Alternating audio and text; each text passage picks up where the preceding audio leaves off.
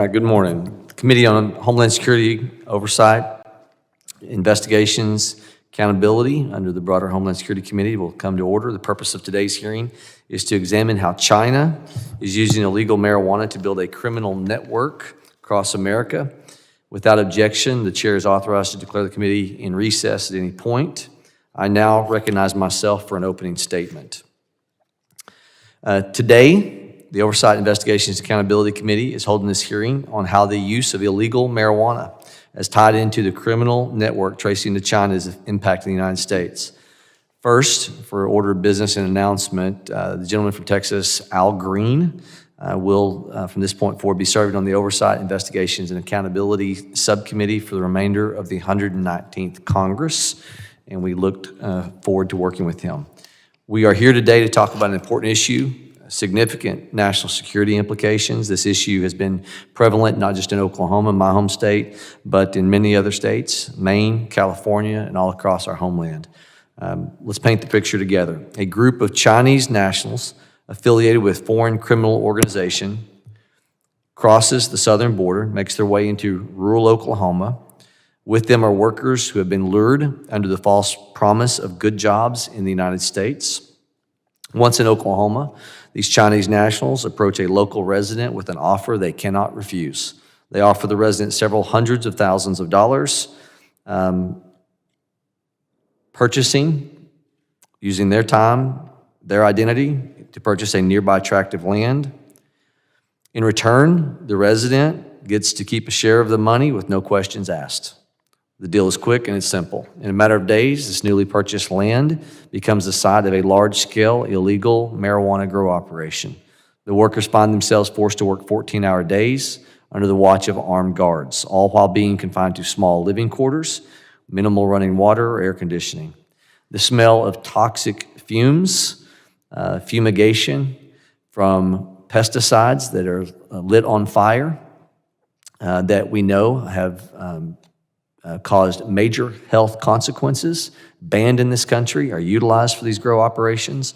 Hundreds of pounds of illegal, contaminated marijuana is then produced, ends up in the hands of people all over the United States, from Oklahoma to New York.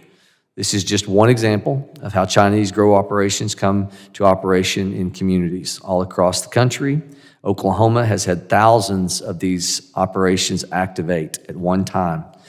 Sadly, as we'll learn today, this is only scratching the surface of what these Chinese-affiliated criminal groups are doing. Many Chinese illegal operations serve as fronts for a wider criminal enterprise, including human and drug trafficking, prostitutions, weapons smuggling, and money laundering.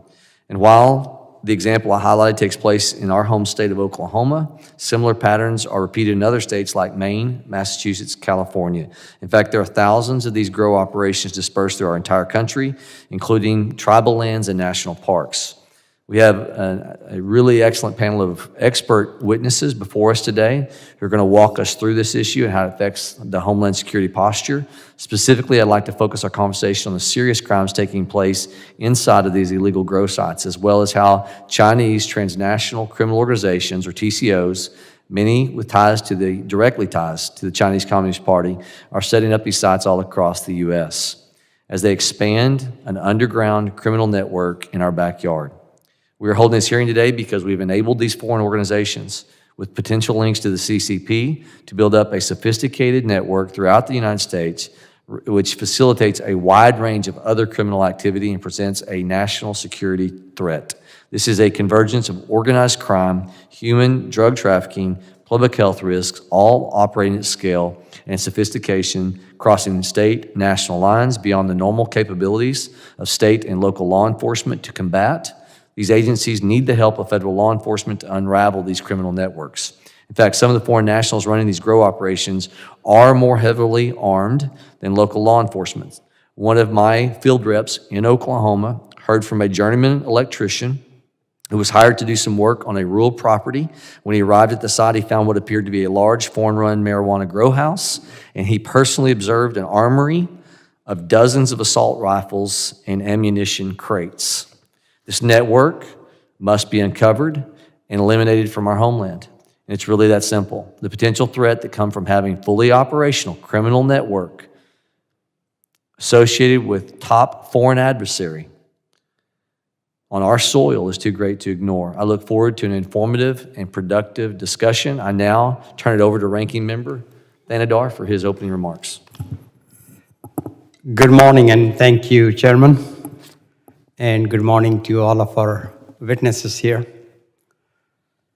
I want to welcome my colleague, Congressman Al Green from Texas, on this committee, and look forward to his contribution to our proceedings here.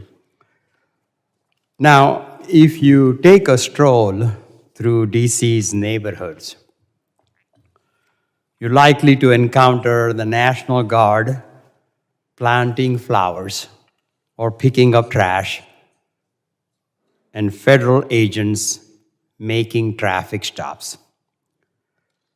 This supposed crackdown on crime has also played out in Los Angeles, is unfolding in Chicago, soon coming to Memphis, and being threatened by the Vice President that they are on their way or coming to Detroit if needed. Trump's occupation of America's largest city is reducing the federal government's ability to pursue serious, complex crimes. HSI agents have paused pursuing human traffickers. DEA agents are not uncovering drug rings, and FBI agents stopping investigating financial fraud. Instead, they issue citations for open containers of alcohol, fare evasion, and traffic offenses. These same federal agents who investigate money laundering and organized crime are also being deployed to Home Depot parking lots to arrest migrants looking for work. Who is investigating the thousands of illegal marijuana farms that currently exist in this country? And I'm not talking about someone who is growing a handful of pot plants consistent with their state's law and regulations. I'm referring to marijuana that is being grown by organized crime in our federal forest, business districts, and suburban neighborhoods, perhaps even at the house next door. These illegal grow sites are run by Mexican cartels, Cuban drug traffickers, and increasingly Chinese organized crime. Just a few months ago, in my home state of Michigan, local law enforcement arrested 4 Chinese nationals after discovering over 5,000 marijuana plants worth around $5 million in a warehouse. The billions of dollars in proceeds from illegal marijuana help finance China's Belt and Road initiatives, a plan to wrestle global influence away from the United States through foreign investment in developing nations that the Trump administration has cut aid to. The illegal marijuana proceeds also fuel Mexican cartels that traffic deadly fentanyl to the United States. The marijuana black market is riddled with human trafficking, human smuggling, and forced labor. All too often, migrants are lured to farm with the promise of decent work. Once they arrive, their identification is taken away, and they are forced to work 16 hours a day and live in substandard conditions. Illegal marijuana cultivation sites are also stealing our scarce resources, such as water and electricity, while poisoning public lands and banned toxic chemicals and pesticides. Illegal marijuana farms are a threat to our national security, human rights, and the environment. The federal government has had some successes through the organized crime, drug enforcement, and task force. For example, in January 2024, a federal jury found 2 Chinese nationals guilty of possessing and distributing marijuana. Over a 7-month period, they shipped 56,000 pounds of marijuana from Oklahoma to the East Coast. In June 2024, the Justice Department charged associates of Mexico's Sinaloa drug cartel for conspiring with groups linked to Chinese underground banking to launder drug trafficking proceeds. Despite these wins and others, the Trump administration has proposed eliminating funding for the OCDETF. I am leery that OCDETF is being replaced with Homeland Security Task Force that will further elevate immigration enforcement at the expense of other law enforcement missions, including those best suited to tackle illegal marijuana. The multifaceted threats posed by illegal marijuana farms run by organized crime require a coordinated national strategy and the resources to carry out that strategy. I look forward to hearing from today's witnesses about the resources required of the federal government to snuff our illegal marijuana. Thank you all, and I yield back, Mr. Chair. The ranking member yields. Thank you to the other members of the committee. We are reminded that opening statements may be submitted for the record. I'm pleased to have a panel of witnesses, expert in their field, before us today to speak to this very important topic. I ask that our witnesses please stand and raise their right hand. Do you solemnly swear that the testimony you give before the Committee on Homeland Security of the United States will be the truth, the whole truth, and nothing but the truth, so help you God? Let the record reflect the witnesses have answered in the affirmative. Thank you, and please be seated. I would now like to formally introduce our witnesses. Mr. Donnie Anderson is the director of the Oklahoma Bureau of Narcotics, a native of Oklahoma. He has served in law enforcement for nearly 3 decades. Mr. Paul Larkin is a senior legal research fellow at the Heritage Foundation. He has worked in the federal government at the Department of Justice and the EPA's Criminal Investigative Division, as well as the private sector as a public policy researcher. And our third witness, Mr. Chris Urban, is a managing director of Nardello & Company, a global investigations consulting firm, and previously served as a special agent, senior official at the Drug Enforcement Administration for 24 years. Thank you to all the witnesses for being here today. I now recognize Director Anderson for 5 minutes for his opening statement, and I think that you traveled the longest from Oklahoma, Mr. Anderson, to be here. Thank you for being here. Thank you, Mr. Chairman, ranking members, and members of the committee for inviting me to participate in today's hearings and your interest in Chinese-owned marijuana farms. This topic is not of only a public safety interest, but also the interest of America's national security. My name is Donnie Anderson. I am the director of the Oklahoma Bureau of Narcotics. I've dedicated over 34 years of my life to public safety and drug enforcement in the state of Oklahoma. I can say without hesitation that the impact of black market marijuana in Oklahoma is unlike anything I've ever encountered in my career. What is even more alarming is the growing influence and involvement of the Chinese Communist Party in this illicit industry. Please understand that what I share today represents only a fraction of the broader threat we face. Several investigations remain open. I am unable to comment on them further without jeopardizing the integrity, endangering the brave men and women at the Bureau who are investigating these cases, or violating the laws to prohibit disclosure of active investigations. In 2018, Oklahoma voters approved medical marijuana State Question 788, drafted by marijuana advocates. Unfortunately, the law imposed no limits on the number of grow operations or the quantity of plants each could cultivate. This lack of regulations led to a staggering oversupply. Between March of 2024 to March of 2025, licensed grow sites reported 87,210,960 plants in the state of Oklahoma, yet dispensaries sold just a little over 1.6 million pounds of marijuana in a dispensary. Given that one plant typically yields 1 pound of processed marijuana, over 85 million plants are unaccounted for, representing an estimated $153 billion in missing product and proceeds.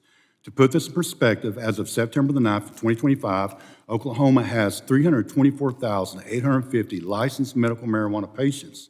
The scale of unreported inventory is deeply troubling, especially considering the black market producers routinely underreport their plant count. Oklahoma's medical marijuana framework has inadvertently opened the door to international organized crime. Criminal actors exploit the system to produce high-potency marijuana for black market distribution, fueling what is now estimated to be a $153 billion illicit industry. Of particular concern is a high prevalence of Chinese nationals involved in these operations. Their presence has a profound effect on both our state and national security. Consider the following examples. In 2022, 4 Chinese nationals were executed in an illegal marijuana farm near Hennessy, Oklahoma. A 5th individual was seriously injured. The operation used a fraudulent license obtained via a straw ownership. April of 2024, law enforcement arrested multiple suspects in connection with a robbery and homicide at a grow site in Okfuskee County in Oklahoma. The victim, 53-year-old Harry Dam, was fatally shot. July of 2025, a Canadian national was found murdered execution style at a grow operation near Lake Thunderbird just east of Norman, Oklahoma. The death is believed to be the result of a targeted robbery. The investigation remains ongoing currently. These incidents are just a few among many. Beyond these murders, state authorities have documented a sharp rise in violent crime linked to black market marijuana operations masquerading as legal enterprises. The Oklahoma Bureau of Narcotics reports associated crimes including human and sex trafficking, money laundering, illegal gambling, extortion, theft of water and electricity. Our agency currently employs 1 Mandarin-speaking agent. However, this is insufficient when suspects communicate in Cantonese and Fujianese, languages that Mandarin speakers cannot reliably translate. Compounding this issue is the widespread use of WeChat, a Chinese-owned platform used for both communication and financial transactions. Because WeChat is based in mainland China and encrypted, U.S. law enforcement cannot serve legal process or conduct electronic surveillance as we would with domestic platforms. These apps fall outside the scope of the Communication Act of 1996 and Electronic Communications Privacy Act of 1986, making them a major obstacle in our investigations. Oklahoma law requires marijuana business owners to be state residents with at least 2 years of residency. Yet nearly all Chinese-operated grows circumvent this requirement through fraud and straw ownership. In one instance, a single Oklahoman was listed as the owner of approximately 300 marijuana farms in Oklahoma. This widespread fraud is facilitated by consulting firms, real estate agents, and attorneys who help establish these shell operations. Alarmingly, many of these grows are located near critical infrastructure, including military bases and pipelines. For example, in an ongoing investigation, the Department of Defense reported suspicious activity at a marijuana grow operated by an ethnic Chinese group located adjacent to the McAllister ammunition plant. This ammunition plant is the largest in the United States that is also responsible for manufacturing the Moab massive ordnance air blast bomb and houses close to the third of the department. It maintains a third of the Department of Defense's munitions stockpile. That's where it's at in McAllister, Oklahoma. This is no doubt the Chinese government has shown interest in Oklahoma's marijuana authority. We have documented financial transfers to the Bank of China and connections to businesses owned by the Chinese government. These concerns have amplified by recent reports of CCP activity in operations like Salt Typhoon, which my agency was directly affected. Regardless of property ownership, it is my belief that the CCP maintains access to these sites, particularly through its known practices of controlling expatriates via so-called police stations. Thank you for your time and attention to this critical issue. I'm available to answer any questions you may have or to provide additional information as needed. Thank you, Mr. Anderson. I now recognize Director Larkin for 5 minutes for his opening statement. For 60 years, one of the primary arguments made in favor of the legalization of cannabis is that it will eliminate the black market. The rationale given was that people would prefer to avoid criminal prosecution for using cannabis, and they would like to purchase it from a store with a quality reputation and a quality product. Over the last 5 to 10 years, we now know that that argument is a fugazi. The black market has not disappeared, even though a majority of states in the United States now have approved either medical or recreational use marijuana programs. In fact, The problem that you have taken up is a matter not just of public health, which is the way cannabis issues are normally thought of. It's a matter of domestic or homeland and national security. Why? The businesses that we see across the nation selling cannabis for medical or recreational purposes are not run by 50s-era beatniks or 60s-era hippies. They are run by Chinese organized crime with the tacit knowledge and acquiescence by the People's Republic of China and the Chinese Communist Party, two entities that are sworn enemies of the United States. That raises a clear homeland and national security aspect of this problem that has been under-discussed in all the debates over cannabis legalization. This is a serious problem.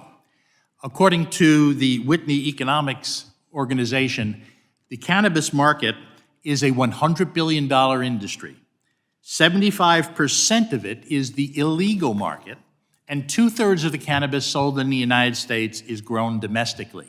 So we're talking not just about somebody who is growing 5 plants in a home in connection with, and as authorized by a state law. We're talking about people growing massive quantities who are part of an organization that has nothing but the worst interests of people in our neighborhoods in mind. I mean, the existence of this black market is recognized by numerous parties. Senator Joni Ernst and 49 other members of Congress sent a letter to then Attorney General Merrick Garland asking him to look into this. There have been numerous other organizations and think tanks that have written about it. And there are beaucoup media stories, written, print, or in the TV media on this. They all agree that this is a serious problem because it is not simply the illegal distribution of controlled substances that is at issue. It is all of the associated crimes that occur. As the ranking member pointed out, we'll see money laundering, human trafficking, prostitution, fraud, and various types of violent crimes, including homicides, as my colleague has pointed out. All of these damage our local communities. But it's not just that. The money that Chinese organized crime made from illegal fentanyl sales has helped underwrite their cannabis business in the United States. And the money that they make in the current operations can be used to spread those operations into other states and other areas, as well as for other purposes that do not have the best interests of the United States in mind. Now, if this were just simply a small-scale matter rather than a coast-to-coast matter, it might not merit the attention of anything other than the legislatures, the executive branch, and law enforcement in those states and neighborhoods. But it is, in fact, from coast to coast, from Maine to California. And Oklahoma, which is probably halfway between, has seen a very serious problem, as for the reasons my colleague gave, because there is unlimited grows allowed in that state.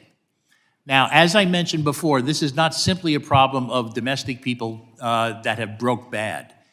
The Chinese organized crime elements are working with the tacit knowledge and acquiescence of the PRC and CCP.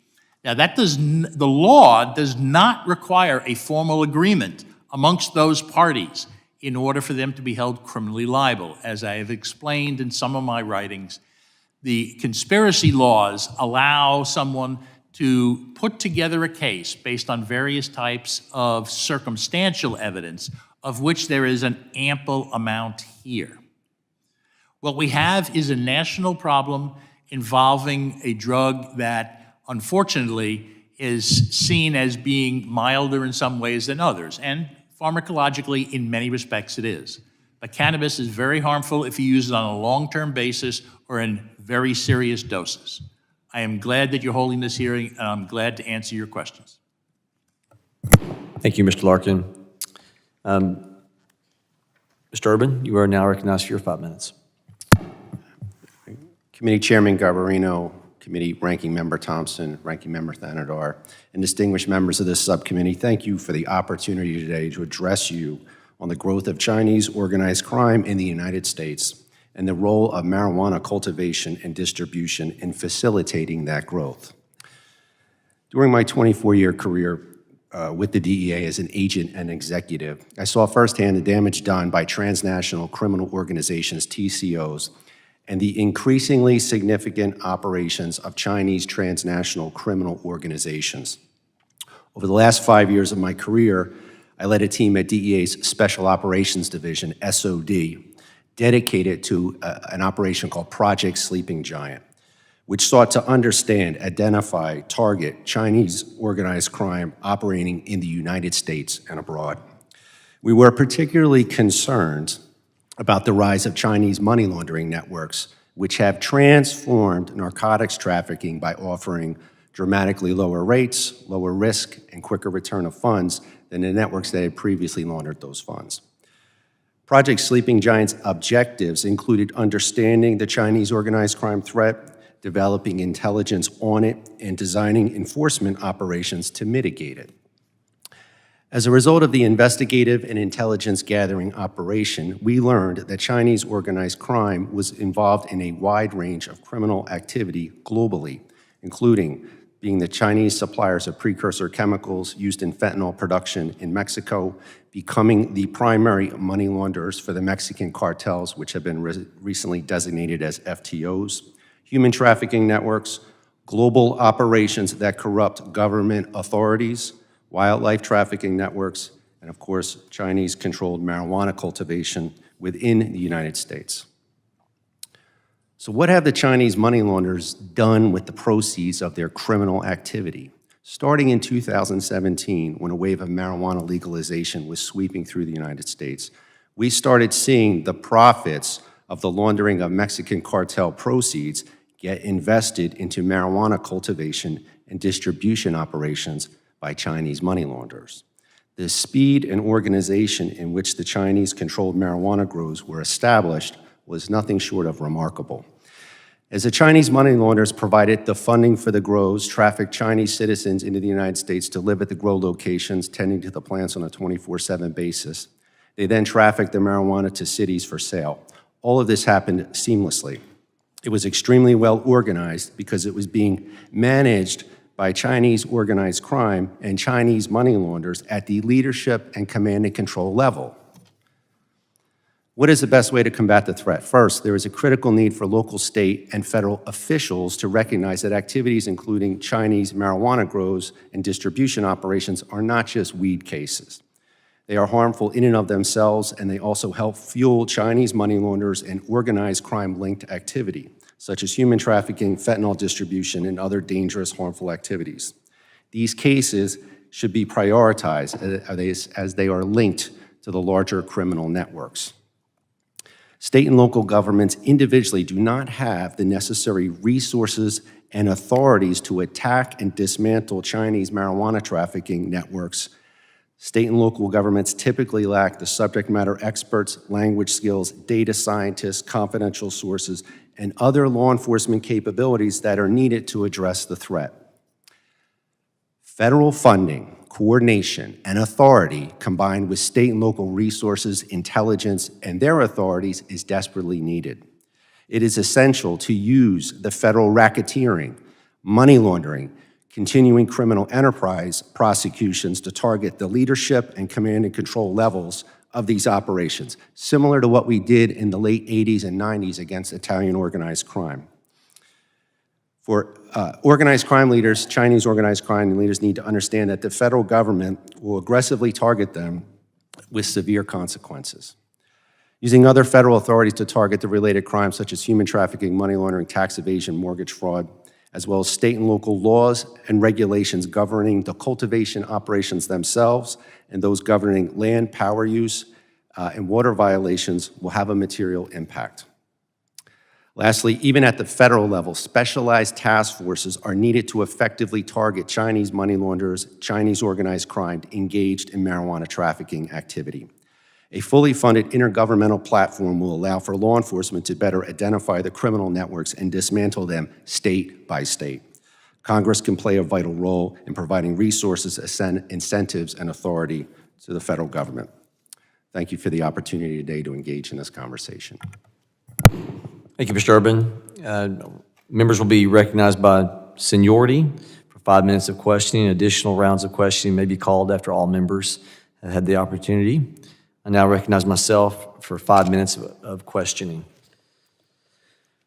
Director Anderson, can you describe how Oklahoma has become a hotbed for illegal marijuana grow operations? And can you put that in the context as it is compared against the other 49 states? Well, what happened with Oklahoma was, one, Oklahoma is a very rural state, has a lack of resources when it comes to public safety. We also have very cheap farmland. We also have the most liberal marijuana laws in the union. So whenever Oklahoma enacted the medical marijuana statute that we passed, it opened up Pandora's box for Oklahoma. So what you had a very organized group of Chinese nationals who actually, this isn't just in the U.S., they're global with what they're doing, but they own the market of marijuana. They actually took a market that was the #1 cash drug crop for the cartel, and they own that, and they've owned that for several years now. They moved those operations because of crackdowns that were going on in New Mexico and California to Oklahoma. One, because it is rural. Two, the land is very, very cheap. What you can buy 80 acres in Oklahoma, what you can buy a block for in California. With our laxed laws, that is exactly what happened in Oklahoma. Mr. Urban, you mentioned a minute ago, if I remember hearing you correctly, that $300 billion is what you all have seen is the 2025 number of illicit marijuana being moved across the United States. Did I understand that stat correctly, $300 billion?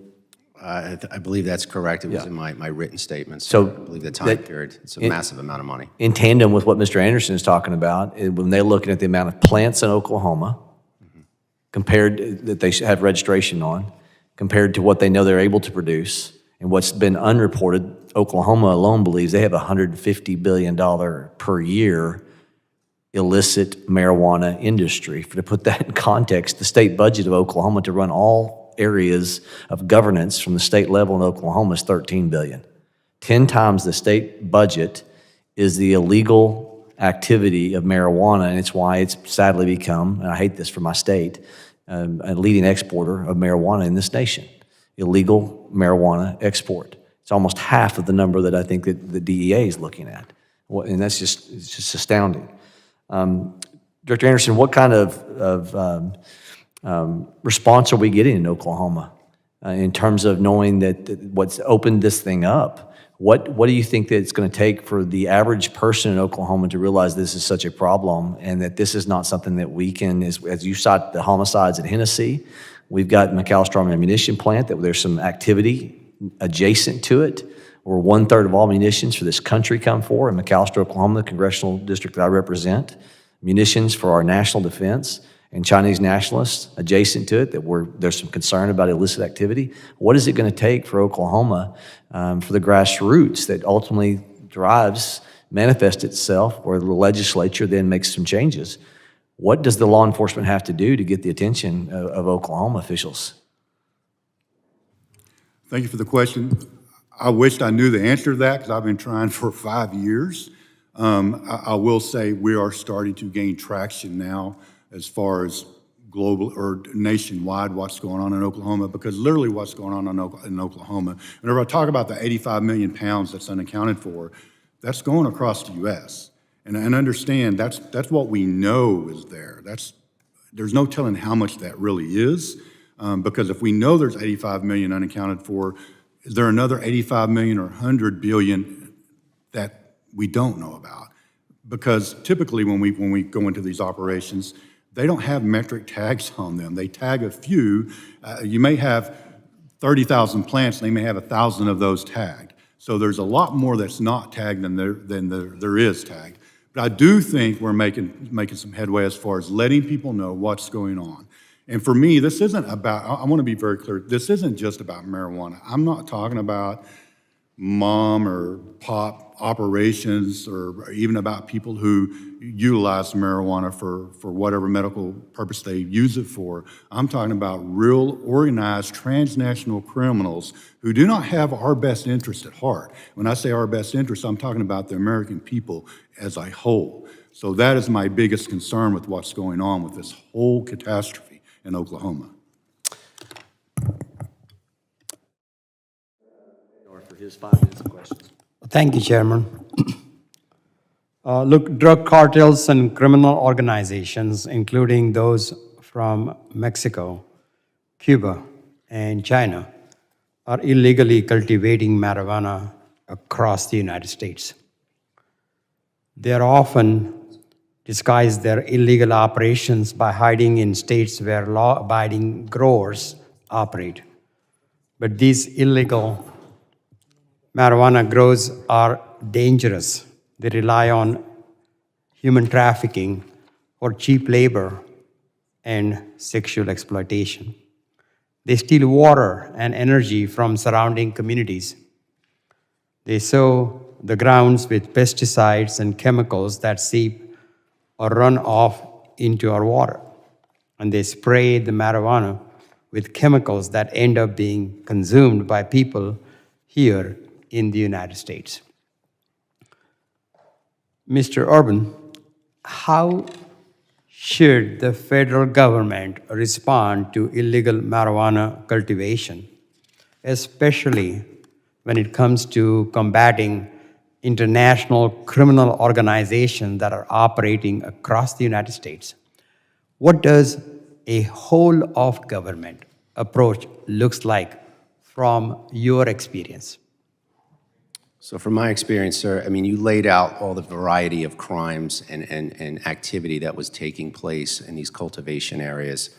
I think it's very simply, we need to mandate a solution from the federal government. We need to provide the funding, for example, Mr. Anderson in Oklahoma. What I would suggest is we need to target the network and defeat the whole network. So you can use Chinese organized crime as an example, but you could also lay other organized crime elements in this, but we'll stick with Chinese organized crime right now. Federal funding, a task force that would target that entire network operating in the United States abroad. The funding is expensive for personnel and overtime, as Mr. Anderson would probably attest to. There's air and land assets that you need, but we need a federal task force comprised of DEA, HSI, FBI to include their counterintelligence side, because there is an counterintelligence component to this. IRS, Fish and Wildlife, and then again, successes that we've had in the past, partnering with state and locals who have the expertise and intelligence and know-how on the ground and using their authorities. It's a national security issue. The task force funding would employ essentially a platform of these federal agencies combined with subject matter experts, translators of various Chinese dialects in this example, data scientists and targeters, funding to recruit confidential sources, and also coordination with state and local prosecutors. The mandated task force would target them with federal prosecutors as well. Thank you. Thank you, Mr. Urban. The Chinese have become the dominant players in illegal marijuana cultivation. But they are not the only players. How do we make sure the federal government is able to help state, local, tribal, and territorial law enforcement combat the big guys, the Chinese criminal organizations, as well as the smaller players? Look, in Michigan, earlier this week, a 50-year-old man was arraigned on charges of tax evasion related to an illegal marijuana grow operation that he ran for 2 years. When his home was searched, police found more than 1,000 marijuana plants and 50 pounds of processed marijuana. Just 2 months ago, Michigan State Police seized more than 10 million worth of marijuana at an illegal marijuana grow operation. That grow operation was in a 17,000 square foot warehouse situated on 19 acres. And in June, 4 Chinese nationals were arrested in Michigan for growing 5 million worth of illegal marijuana. Mr. Urban, clearly illegal marijuana grow operations are profitable business, and they are hidden in plain sight. What obstacles do federal, state, and local law enforcement face when trying to combat illegal marijuana growth? What can Congress do to help find, prosecute these farms and those who operate them? So great question, and continuing on from the first question, the establishment of this task force would be paralleled by federal and state prosecutors that would utilize, like I mentioned earlier, the racketeering, continuing criminal enterprise, and money laundering laws to target command and control leadership at the highest levels in terms of the organized crime groups, the Chinese operating in this area. The task force would also have tactical ability to move from state to state and enforce the law. Thank you, Mr. Urban. My time is up, and Chairman, I yield back. The gentleman yields. I now recognize Ms. Green from Georgia for her 5 minutes of questioning. Before my 5 minutes, Mr. Chairman, I ask unanimous consent to enter for the record this article, Triad Weed, How Chinese Marijuana Grows Took Over Rural Maine. This is an article that highlights how Chinese TCOs are basically taking over Maine via these illegal grow farms. Without objection, so ordered. Thank you, Mr. Chairman. According to, I apologize, CBP encountered record numbers of Chinese nationals crossing the border under the previous Democrat administration. During the last 4 years, there were over 170,000 Chinese nationals who were encountered nationwide, most of whom were caught crossing between the ports of entry. This does not include the potential Chinese nationals that are among the 2 million gotaways who completely evaded U.S. authorities are now are roaming American communities. Open border policies have consequences, and America's paying the price. In 2024 alone, there were nearly 79,000 Chinese nations encountered at the border. This is up from an average of only 1,500 a year over the previous decade. The majority of Chinese illegally entering the U.S. were single military-age men. 170,000 people, Chinese nationals, is equivalent to more than 176 U.S. Army battalions, or put it another way, they total more than 35 Army brigades, or nearly 12 divisions, or nearly 4 corps, or 3 field armies. That's how we can translate that, just for people's understanding. According to the DEA, Chinese TCOs have become dominant in the U.S. illicit marijuana market, establishing highly sophisticated multi-state operations. In New Mexico, a recent federal indictment exposed a 25-acre farm, 400-acre cultivation scheme on Navajo Nation lands tied to Chinese investors and recruited labor, resulting in the seizure of more than 260,000 plants, 60,000 pounds of marijuana. The networks integrate profits from cannabis into fentanyl trafficking, human smuggling, and global money laundering schemes, creating significant national security challenges, just as our witnesses have stated today. The American people don't know about this. This is, largely believed, especially in younger generations, that marijuana is a good thing, that it helps relieve stress, helps them sleep at night. And then there's also people that use it for PTSD and have success with it. There's medical uses of marijuana, but the American people have no idea that Chinese transnational criminal organizations are involved and that it's leading to other extremely terrible and dangerous crimes, and fentanyl, honestly. Director Anderson, how do these Chinese-backed illegal marijuana operations run? How, for the regular American, they're going, well, how is a crime organization from China able to run a marijuana farm? These are very, very sophisticated. When I say sophisticated, this is at a level that law enforcement across the nation has never seen before, because they are that sophisticated and that complex. They're layered and they're hidden under many, many layers of LLCs and ownerships. When you begin to look, for example, in Oklahoma, you may have a John Smith who is the owner, the 75% owner of the marijuana grow. And as you dig through that thing, you'll find out that John Smith has never even been to the marijuana grow. John Smith was paid $3,500 to put his name on a license because the Chinese national can't do that in the state of Oklahoma. And that's how that happened in Oklahoma. But you have people in Flushing, New York and in California that run a lot of stuff across the whole U.S. that may not ever step foot in the state of Oklahoma other than to make a visit every once in a while. But these are very well organized, very sophisticated, and it's not, and whenever I talk about this is really a global thing that's going on with the Chinese nationals. If you look at what's going on down in Latin America, what the Chinese are doing down in Latin America, even to the Caribbean, they're building roads. I mean, they're really investing in this stuff, but there's a reason why this is going on. Once again, this comes right back to the U.S., to the national security, and what's going on in as well as to Oklahoma. But you're right. I don't think the majority of the people in the U.S. realize what's going on. People in the marijuana industry really hate on me. They think I'm just against marijuana. Right. I'm not. For me, it has nothing to do with marijuana. If someone wants to ingest marijuana, that's their business. For me, it has everything to do with the transnational criminal organizations who are doing things such as trafficking in very large amounts of marijuana. They are laundering billions, not millions. Oklahoma's probably well over $100 billion just for Oklahoma. The murders, the sex trafficking, which is probably one of the most deplorable things that we have to deal with. How we treat other humans like this, I just don't get it. But the rest of the U.S. probably don't know really what's going on. And it's not just Oklahoma. Yeah, Oklahoma's kind of the epicenter of kind of what's going on right now because we do have such a liberal marijuana law. But the sex trafficking, the violent crimes, the underground casinos, the underground banking is going on all across the U.S.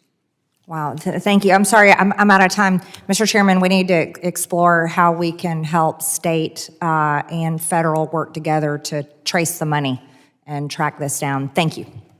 Gentlelady yields. I now recognize Ms. Ramirez for her 5 minutes of questioning.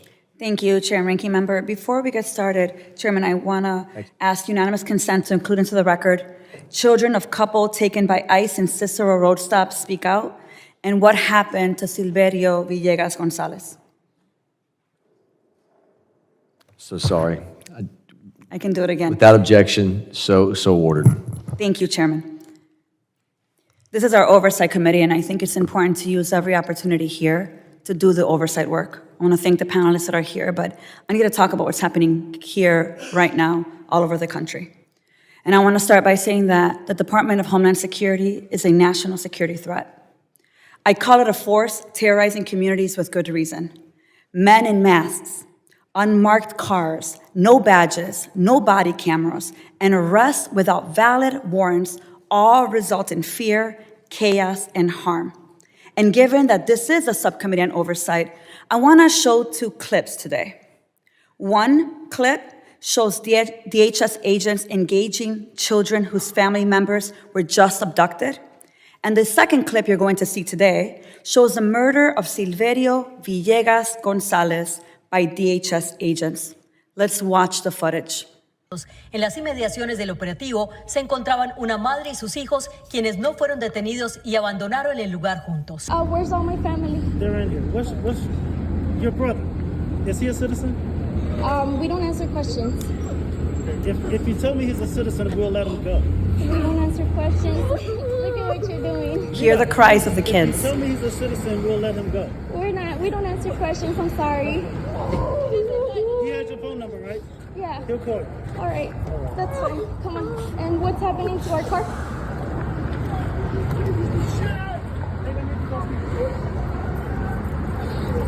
How Can you raise the volume? how am I supposed to take it? You can take it. That's the key. You can take it. Hear the cries. Don't cry. Don't cry, okay? It's okay. Don't cry. Don't cry. Look, this is what I need to understand. I just need somebody to talk to me, okay? It's okay.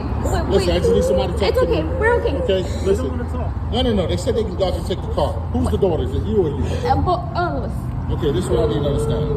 That's your brother, right? That's my brother. Is he born here, yes or no? We don't answer questions until our lawyers. Listen, ma'am. We gotta go. That's it. I'm trying to help you out here. It's okay. I did it already. We gotta Yeah, go. it's fine. We can talk when our lawyer is here. Don't worry. It's okay. Yeah, it's okay. Come on, don't cry. It's okay. It's okay. It's okay. Video from this morning shows 2 ICE agents conducting a vehicle stop. The agents surround the silver car. The driver reverses the vehicle. The officer on the passenger side can be seen pointing his weapon as the driver attempts to flee the scene. As the car drives away, the agent on the driver's side can no longer be seen in this video. In a different surveillance video, 2 gunshots can be heard as the vehicle drives away. Shot.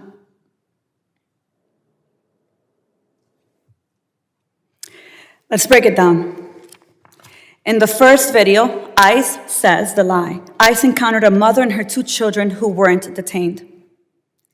And then kept asking, are they citizens? If you have a warrant, if you know that they're not citizens, why are you asking if they're citizens? Here's the facts. ICE detained a mother, a father, and their son, a college student that's a dreamer. They encountered the couple's 3 other children and aggressively questioned a 12 and 10-year-old. Given that we know that the parents had no public criminal record, how did DHS agents know to pull them over? We know. It's because they're brown. I cannot imagine a parent in this room who would accept their children being questioned without an adult. And if any of my colleagues are at peace with watching that little girl cry, you know what? Miss me with your family values. In the second video, the lie, that ICE statement, he dragged an ICE officer. The footage, the fact, no one was dragged. The lie, he drove at agents. The fact, he drove away from agents. The lie, used appropriate force. The fact, the agent shot Silverio dead. The lie, Silverio had a history of reckless driving. Are the cameras not on? The camera should be on. I mean, I know we're filming. The fact is, he had just 1 moving violation in May 2023. A traffic violation should never amount to a death sentence. We need a full and thorough investigation into what happened. One moment. Is the public seeing this, Chairman? Chairman, is the public seeing this? Are the cameras on? Okay. If you can go ahead and return my time. I think I was at about 30 seconds when we asked about the camera. I'll wait. If it's okay, Chairman, I'll finish my 30 seconds in here. The gentlelady will hurry. I want you to look at that face. Silverio was shot. He was the father with full custody of these 2 children. He was shot after he was followed, dropping off his child at daycare. We need a full, thorough investigation. And every single death and separation, every orphan created as Kristi Noem's responsibility. It is why, Mr. Chair, pursuant to Clause 2, Case 6 of Rule 11.1, I move that the committee subpoena Secretary Kristi Noem. I now recognize Representative Strong for his... Mr. 5 Chairman, minutes. Thank you, Chairman pursuant to McKean, for clause- holding these hearings today. I've already seen how the CC... Mr. Chairman, I need a response to my request of a subpoena. I didn't get a response. Gentlelady will state her motion again. Mr. Chair, pursuant to Clause 2, Case 6 of Rule 11, I move that the committee subpoena Secretary Kristi Noem.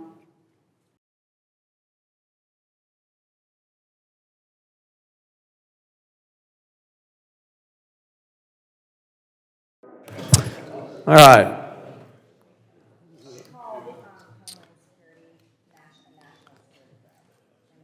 Committee will be in order, resuming. The gentlelady had a motion on the table. Mr. Chairman, motion to table. And the gentleman has now indicated his desire to table that motion. I second. The gentlelady has seconded. All those in favor of tabling the motion signify by saying aye. Aye. All opposed, nay. The ayes have it. I think I have to do it by Mr. motion. Chairman, I request a recorded vote. Recorded vote is requested. Clerk will call the roll. Ms. Green. Aye. Ms. Green votes aye. Mr. Strong. Aye. Mr. Strong votes aye. Mr. Ogles. Aye. Mr. Ogles votes aye. Mr. Knott. Aye. Mr. Knott votes aye. Mr. Garbarino. Mr. Tanadar. No. Mr. Tanadar votes no. Mrs. Ramirez. No. Mrs. Ramirez votes no. Mr. Carter.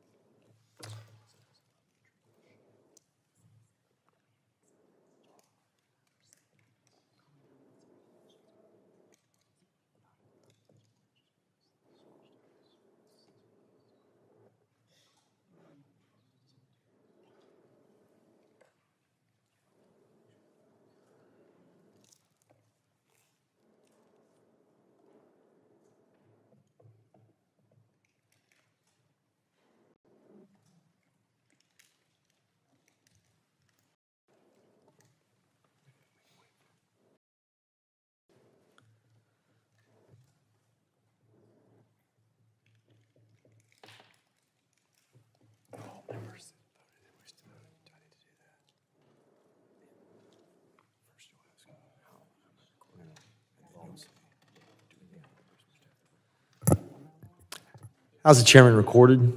The chairman has not yet been recorded. Chairman votes aye. Chairman Burkeen votes aye.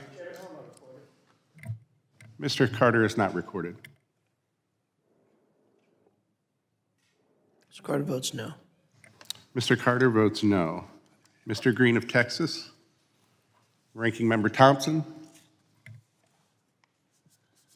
Any other members not voted? Clerk will report.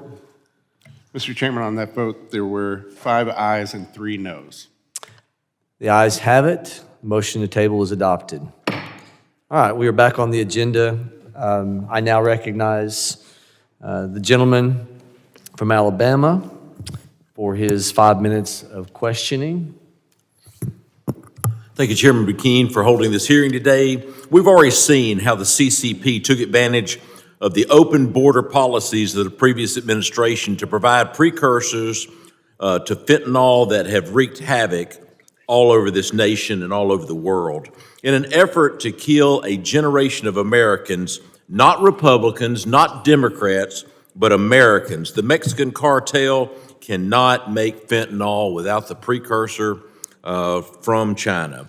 These illegal marijuana farms are another example of how brazen the CCP will be. Earlier this week, we talked about how foreign adversaries see U.S. agriculture not only as an economic target, but also a homeland security vulnerability. Mr. Larkin, how significant is land acquisition to the broader strategy of Chinese criminal groups operating in America?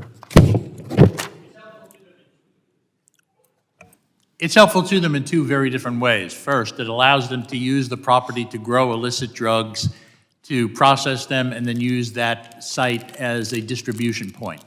But it's also possible to do that in places that would allow them to try to use that area for spying on nearby facilities. For example, if you had an indoor rather than an outdoor grow, you could not only use that as a basis for developing marijuana that you can then ship elsewhere in the state or across the nation. You can also use that as a place perhaps for spying on nearby Americans or American bases or other sensitive targets. So it's a very dangerous sort of circumstance we have. I think you're exactly right. You start thinking about it. I asked the State Department, how many acres does China own or lease in America? Sometime back, might have been a year or 2. And I remember they said, we'll get back with you. Then all of a sudden we found out 380,000 acres are either owned or leased by China of American soil. Then we peeled the onion back a little further, and what did it say? We found out that where is this property located? It's around our largest military installations in America. And what's unbelievable, we actually got a bipartisan bill, had Democrats that crossed over because they know that this is a threat to America. When your agents do uncover these foreign backgrow operations, what obstacles do you face in proving the criminal ties and actually shutting them down? Yes, sir. My mistake. The problem is federal law doesn't require in detail identification of all the different organizations, entities, companies, or people that have an interest in particular property. You can obscure it in that way.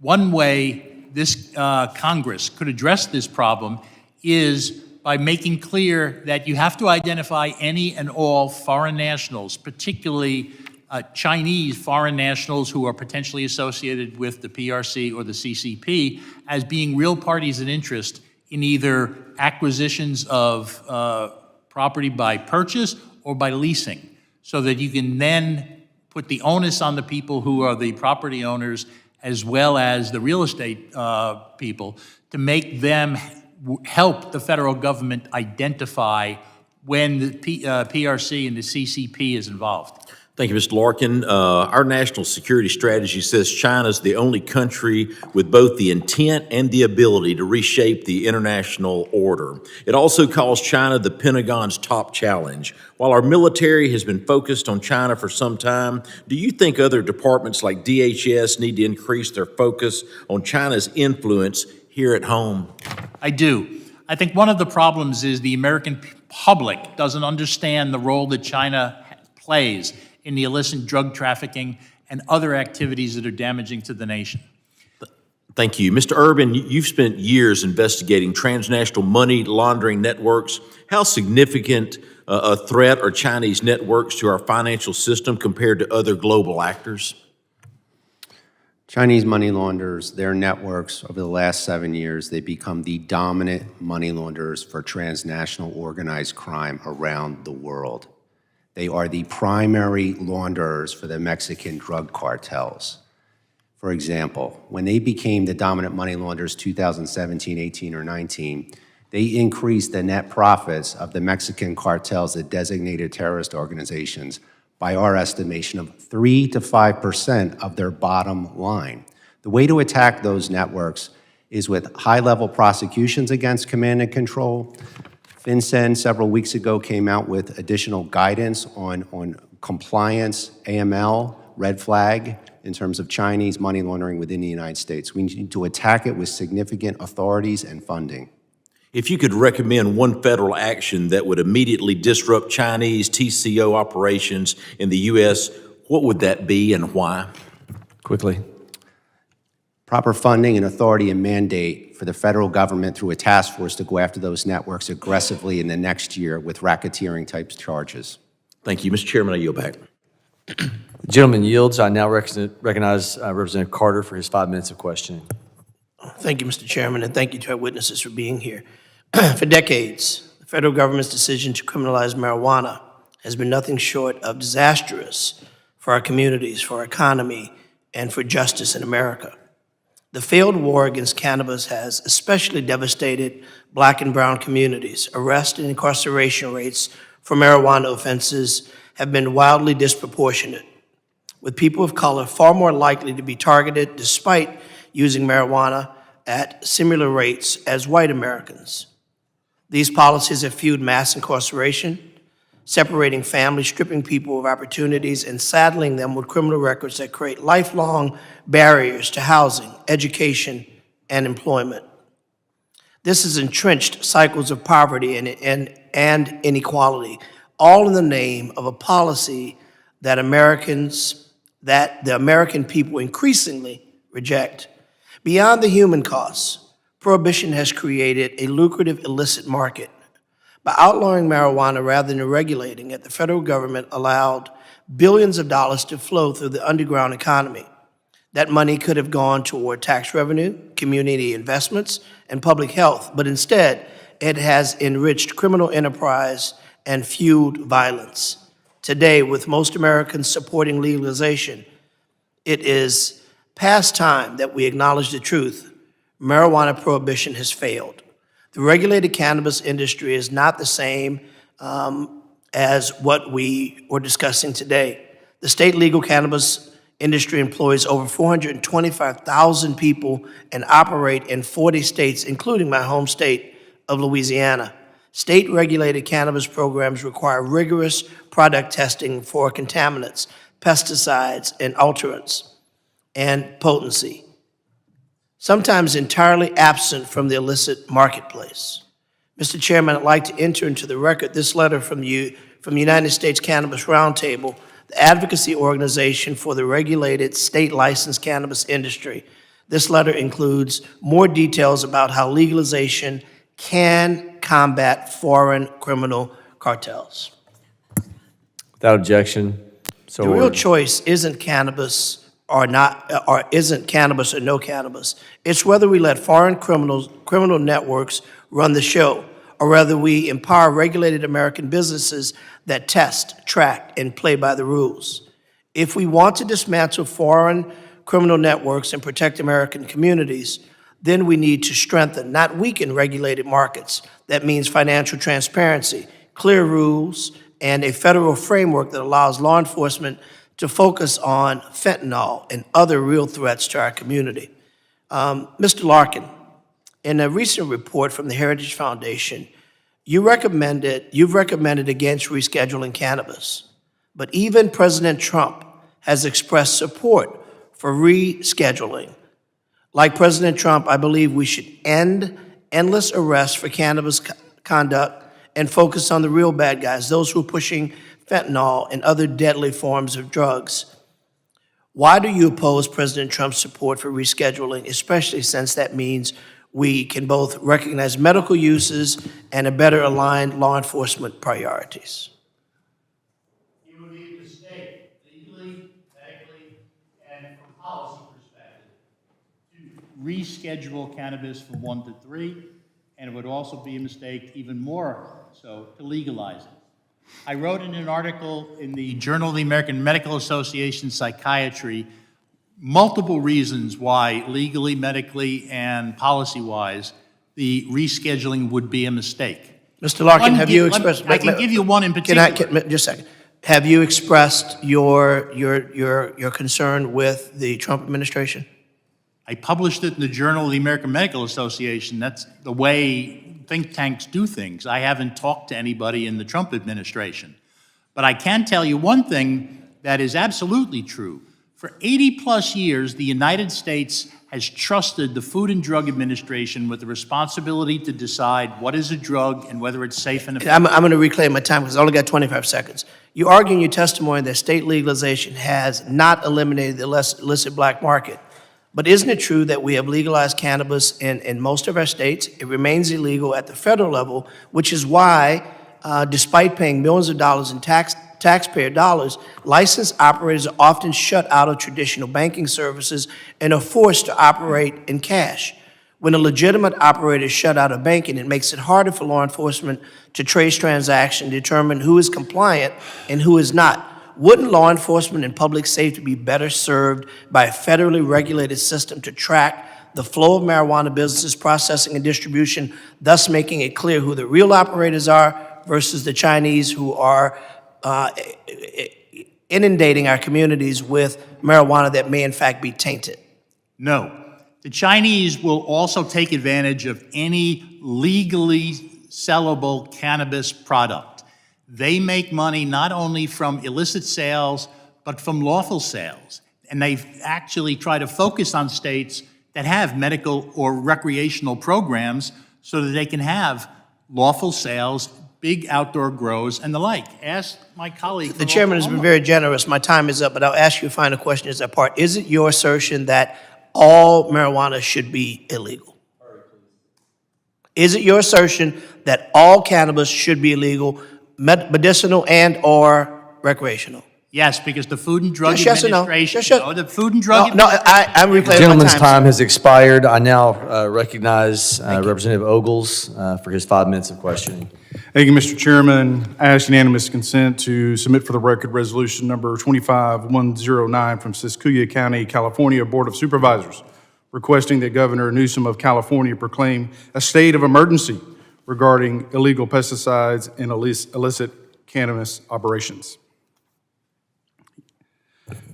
So ordered. So ordered. Now, I want to be clear. The CCP is the existential threat to the United States of America. The CCP has set up operations to leverage cannabis operations, both illegal and, as you say, Mr. Larkin, legal operations in this country. They work hand in hand with the cartels in Mexico to undermine this country. So what is, in fact, a threat to the United States is not Homeland Security, but it's China and the Mexican cartels. Unfortunately, instead of having a hearing on the CCP and illicit activities in our country, some of my colleagues on the other side of the aisle are more interested in protecting their suppliers for their personal use than they are of fulfilling their duty and protecting this country. And I, for one, have had enough of this nonsense. We need to recognize the truth that the CCP is setting up operations in this country. They want to destroy this country. They want to see us on bended knee. And I say, hell no.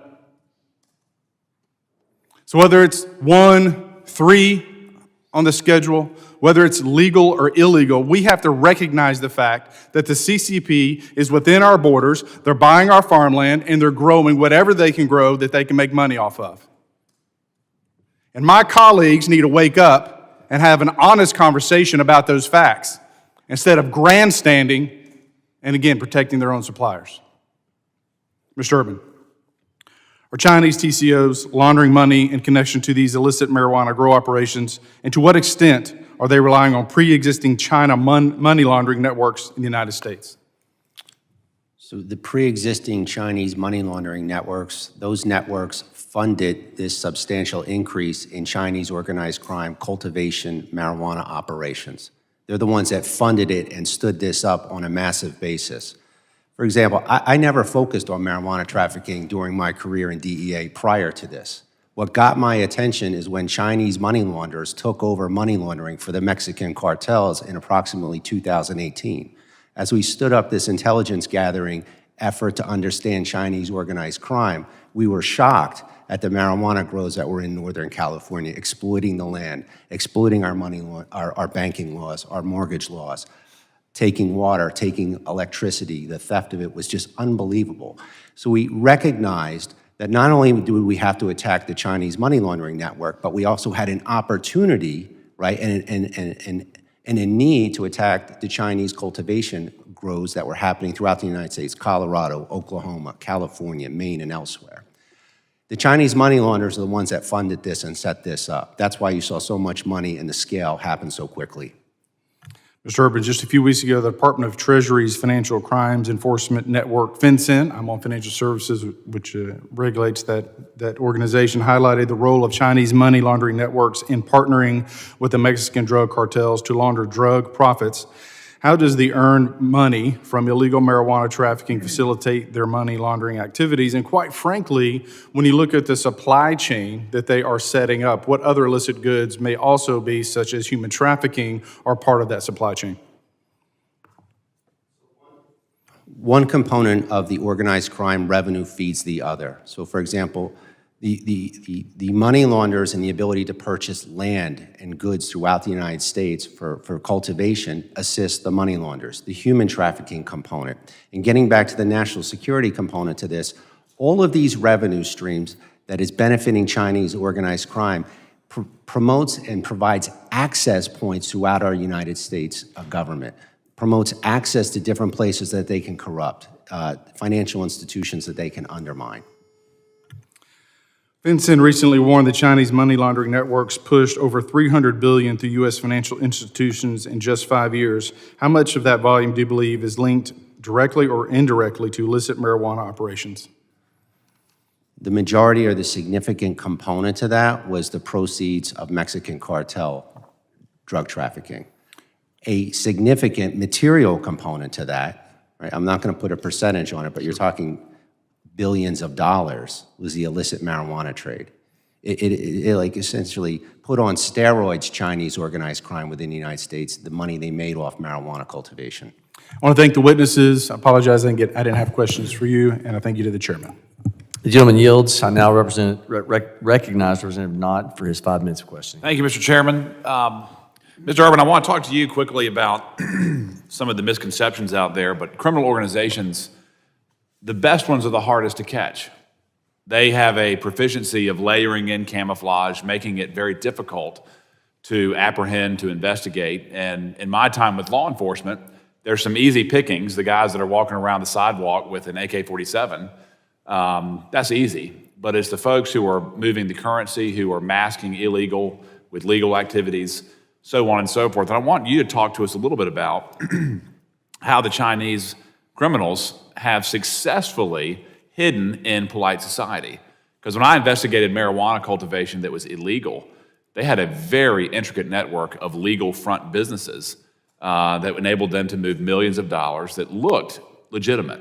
But when you start to peel the onion back, it was a pretty harrowing viewpoint. So talk to us about how they are successful in bedding in polite society.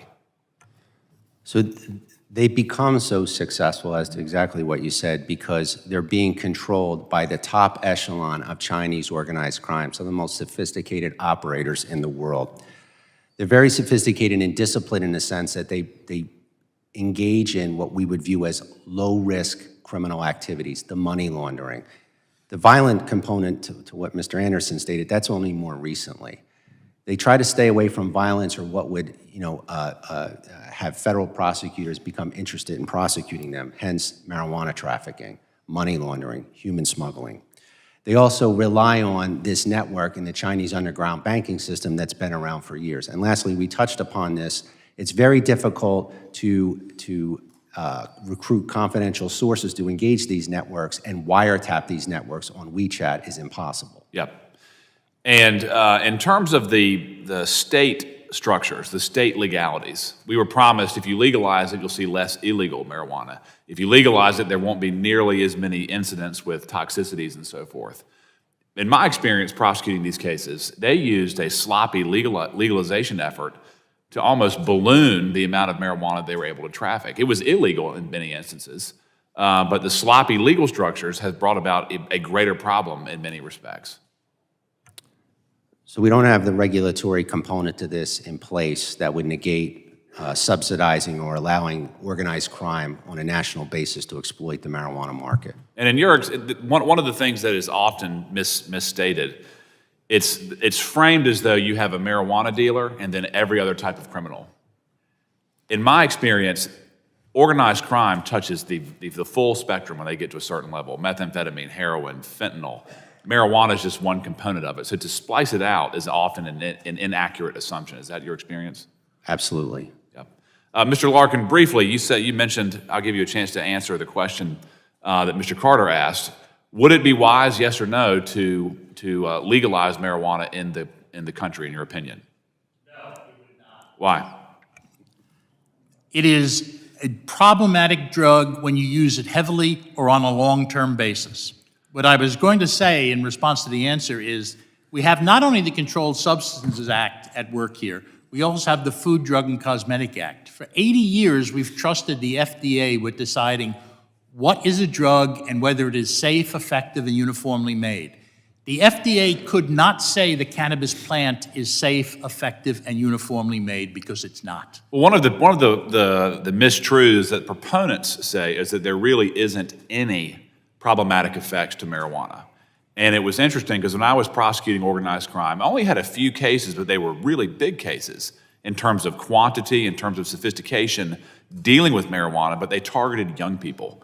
Please describe the effects that young people suffer when they are exposed to high levels of marijuana on a continued basis. The juvenile brain is in a labile state, particularly in men. It doesn't come fully formed until early in the 20s. And the problem is the THC content of cannabis today is not what it was back in the days of Woodstock.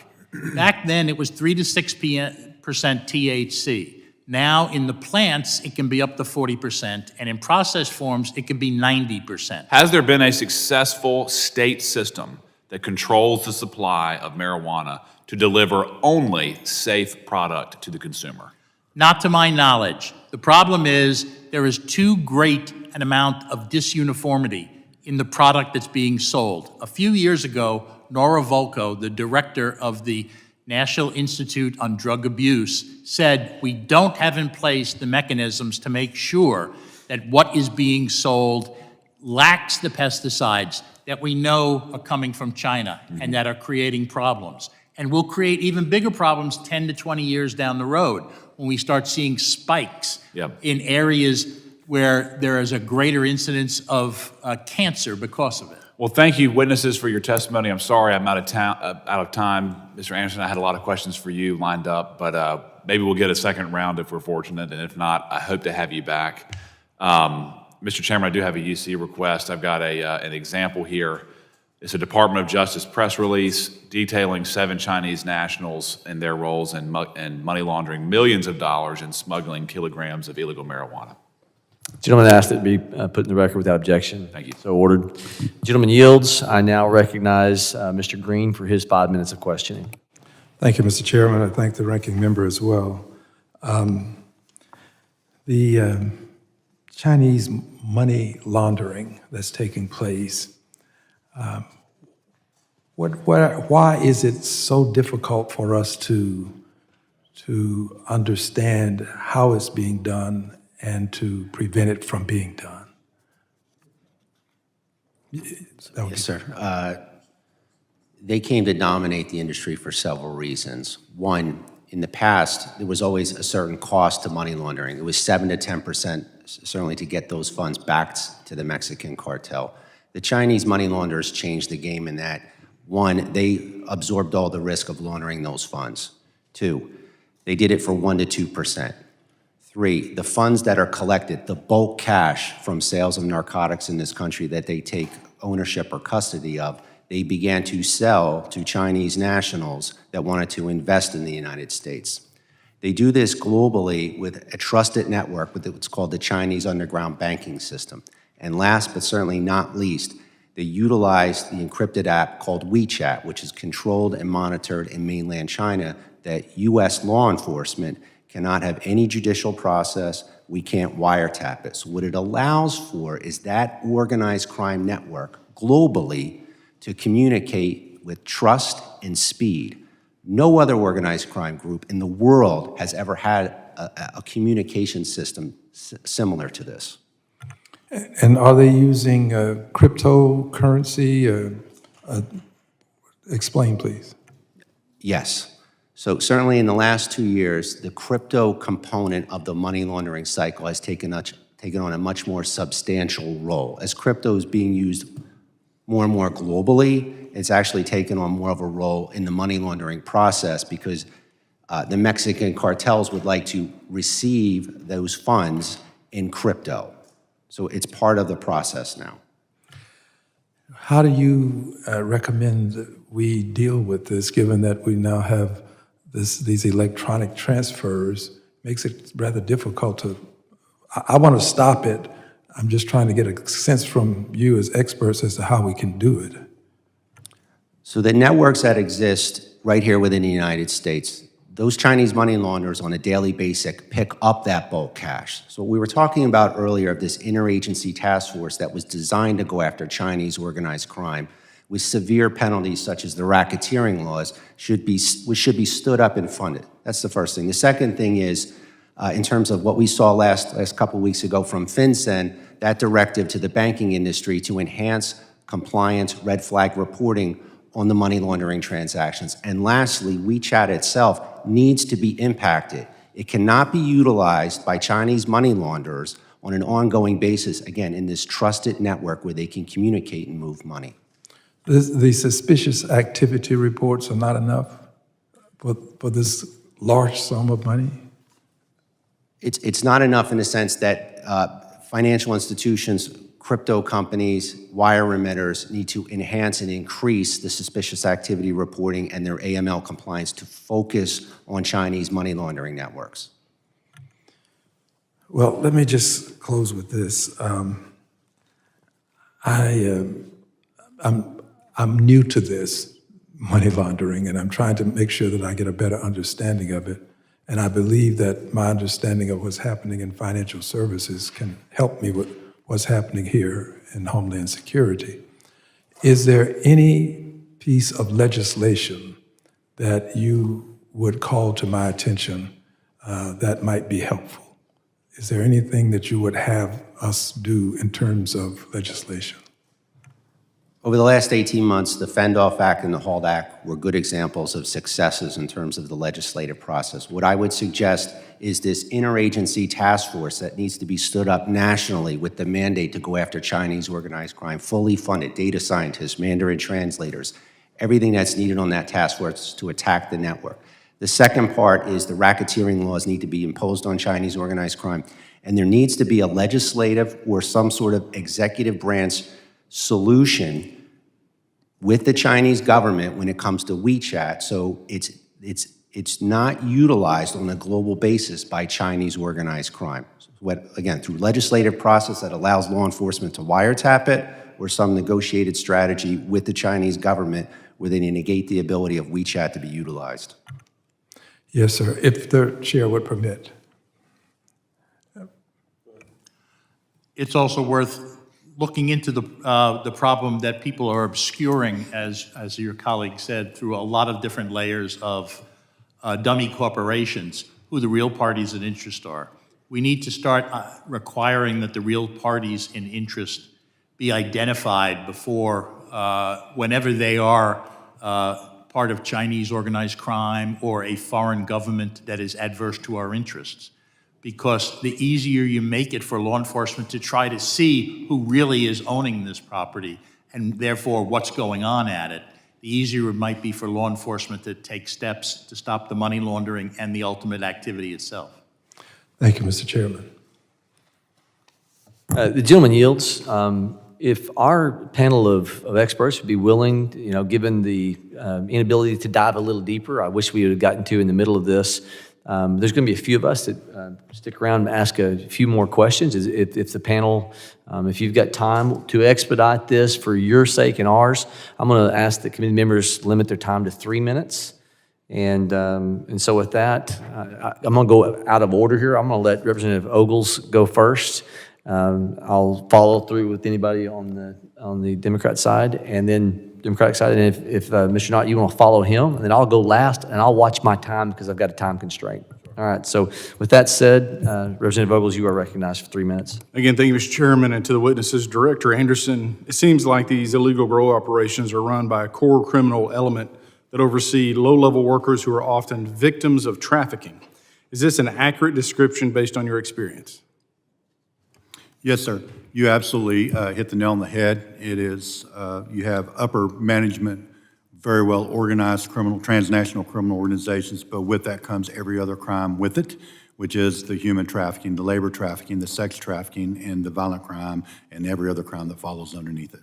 Now, is there, from your experience, a difference that you've seen between the immigration status of the low-level workers versus the higher-level criminals that are actually operating these networks?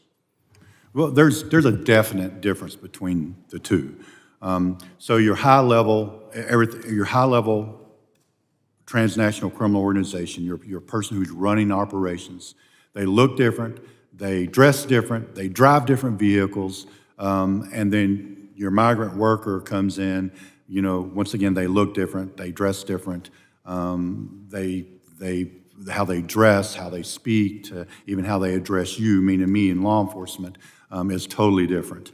But there is a big, significant difference between the two. Yes, sir. So is it fair to say, when you look at the complexity of this problem, that the high-level organizers, the traffickers, the low-level individuals that they are using in these illicit activities, they're literally throwaways?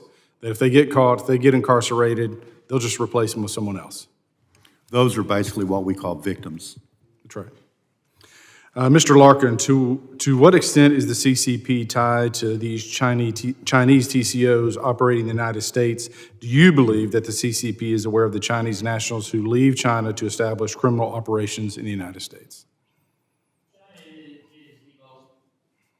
China is the most heavily surveilled nation in the world. It's difficult to believe that the CCP is unaware of people who are engaged in criminal activities in other nations, like what's happening here with Chinese organized crime. And keep in mind, you don't have to prove an affirmative agreement between them. All you have to do is show through circumstantial evidence that the CCP is aware of and is helping out the organized crime measures. If you look at the statements the three of us have submitted, you'll see there are various types of evidence that points to knowledge by the CCP and the PRC of what is going on in Chinese organized crime. And that's the sort of evidence that the Supreme Court has said would be sufficient to justify a guilty verdict for conspiracy to engage in this activity. Well, thank you to the witnesses. Thank you to the chairman. I yield back. Gentleman yields. I now recognize Representative Thanadar for 3 minutes for his questions. Thank you, Chairman. Illegal marijuana grows are a threat. Marijuana grown illegally can be saturated with chemicals and that are dangerous to humans. The money generated by selling illegal marijuana on the black market funds criminal organizations. And the illegal grows bring all sorts of crime and destruction into American communities. The federal government needs a coordinated strategy to do all it can to shut down these illegal marijuana grows. I think we can all agree on that. Nevertheless, the Trump administration is eliminating the Organized Crime Drug Enforcement Task Force, which is the largest anti-crime task force in the country. For 40 years, OCDETF has helped disrupt and dismantle criminal networks with a drug-centric focus until Donald Trump. First, Trump wrongly expanded OCDETF's mission to focus on illegal immigration. Now, President Trump has a budget request that eliminates OCDETF entirely. Mr. Urban, in your experience at the DEA, how would you describe the role of OCDETF plays in combating illegal drug trafficking? And do you think that eliminating OCDETF will help combat illegal marijuana cultivation, particularly by the Chinese criminal organizations? So during my career, I called it OCDF, so I'll refer to it as OCDF, sorry. There was a tremendous benefit for OCDF. One, it synchronized manpower and the agencies to work together. It designated the targets, the top levels of organized crime that we were going to target collectively, and then it also funded that. So it was a mechanism to synchronize federal law enforcement, and it was very successful. I would suggest, A, you either utilize OCDF or you bring the equivalent and successes of OCDF are necessary to go after Chinese organized crime, the Mexican cartels, et cetera. Will the gentleman yield? Yeah, sure. What does that acronym stand for, do you know?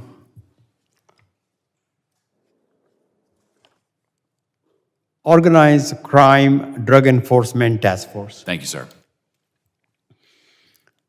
Chairman, I yield back. Thank you. Recognize the gentleman, Mr. Knott, for 3 minutes. Mr. Anderson, I've got a question for you. In terms of your experience in local law enforcement, what effect over the last 20 years plus of your career has international criminal activity had on the local law enforcement community? You. Yep. I'm sorry. Well, the international crime has had a huge impact on our local law enforcement community. So understand almost every precursor used to manufacture methamphetamine, fentanyl, or any other illicit manufactured drug like that comes from China to the cartels to across the rest of the U.S. Which that's affecting every community across the U.S. But also with that is the underlying crimes such as the homicides, the sex trafficking, all the other crimes that come right along with it, which it affects every community in the U.S. So it affects absolutely everyone. No one's immune from it. Oklahoma is a very rural state of 4 million people, and we're devastated by transnational criminal organizations. In terms of the open border of the last 4 years, how did that affect organized crime in your local communities? So I understand, and I got to say this. First off, I'm not a politician. I'm not even a political. I'm not asking. I was in law enforcement before I ran here. But I have to say that because it's going to sound like I am. Nope, I'm asking you your perspective. I'm telling you, and I've seen it both ways. I've seen when we couldn't get anything. I mean, matter of fact, we were on a T3, and we was purchasing kilos of methamphetamine, and Trump closed the border down during COVID. Nothing. I mean, it was 6 months. And cocaine, and Anything. heroin, and crack, all of it. And then we leave, we change administrations, we're flooded, we're inundated with controlled dangerous substances. Once again, I'm not making a political statement, I'm telling you what I've seen. And what effect does that have on law enforcement? Can you successfully fight crime with an open border? With an open border? Yeah. No. Yeah. Absolutely not. And in regards to the task force model, linking federal and state law enforcement, have you had any kind of experiences with that in your career? I have. I'm actually a task force guy. I operated a task force for many years. On that task force was including federal agents and local agents. And we still currently operate with our federal partners on task forces. In terms of force multiplication on the good side of the ledger, in my opinion, there's no greater way than task forcing federal and local jurisdictions together. Do you agree with that? I absolutely agree with it, and we do it every day. Whenever I came into the Bureau 6 years ago, we were down to approximately 50 agents. We're up to around 130 now. That's primarily because we TFO, task force. Yep, and I've long been an advocate, sir, that every federal law enforcement agency should utilize and grow their task force program because international crime affects every community, large and small, across the country. Isn't that true? That is absolutely correct. Well, Mr. Anderson, thank you. I'm glad I got a second round to ask you questions. To all the witnesses, please come back and talk to us about this important topic. Mr. Chairman, I yield back. The gentleman yields. We're concluding here. Last thoughts. We have 3 minutes, so essentially a minute each. Mr. Urban, final thought. We've demonstrated what the effect is on the communities. We have the intelligence. I would ask that you fully fund a task force to attack these networks. This is not that hard. It's tough work, it's difficult, it's challenging, but fund a task force and give them the mandate to attack these networks with individuals like Mr. Anderson, please. Mr. Larkin. In the short run, the most important thing to do is educate the people in your communities about these problems. I think when people think of drug problems, they think of Mexico. They don't think of China. They have some idea that China is involved in selling fentanyl precursors, but they don't realize the full extent of the tentacles that China has extended into the United States. The public needs to know this. Holding this hearing is important, but it is also important that you tell the people in your communities about what is happening. Remember, the Chinese are playing the long game. They can do this for decades, for centuries. They don't care. But we can't do that. We have to act now. Mr. Anderson. I think it is imperative that we educate the public on what's going on in the nation, especially when it comes to the CCP and the rest of the world. And the movement that we know that we are seeing that is going on and transpiring. And when you're talking about the long game, they're in the long game. They've been doing this for many, many years. And when you talk about what's going on with the money laundering between and the precursors, since we can go all the way back to 2007. That's what we know for sure whenever the cartels started reaching out to the people in China and making these deals. That's how far back it's went. So we're already into the long game. One thing I would ask legislation to do and to seriously look at, I do think we're better whenever we bring all of our resources together and we combat a problem, because you're talking about a really huge global network. We have to bring our people together, we have to bring our experts together, and we have to fight this within. I would also ask that this legislation looks at the Communication Act of 1996. If you look at, and you've been a federal prosecutor, you look at how we've dismantled criminal organizations across the U.S., we've done it through that act. That act is outdated. The criminal element has surpassed us. We can't do the cases like we used to because of all these encrypted apps that are floating around on everyone's phones. So I would ask that you look at that as well. Thank you for your time. I really appreciate you inviting us to be here today. It's clear from this hearing that the CCP is in a coordinated attack against the United States of America. Whether it's through their trafficking network, the cyber attacks, or facilitation of the Mexican cartels, they have declared an asymmetric war on this country. And it's time that we fight back with all the tools and resources that we have at our disposal. I thank the witnesses for their valuable testimony and the members for their questions. The members of the subcommittee may have additional questions for the witnesses, and we ask the witnesses to respond to these in writing. Pursuant to Committee Rule 7E, the hearing record will be open for 10 days. Without objection, we're adjourned.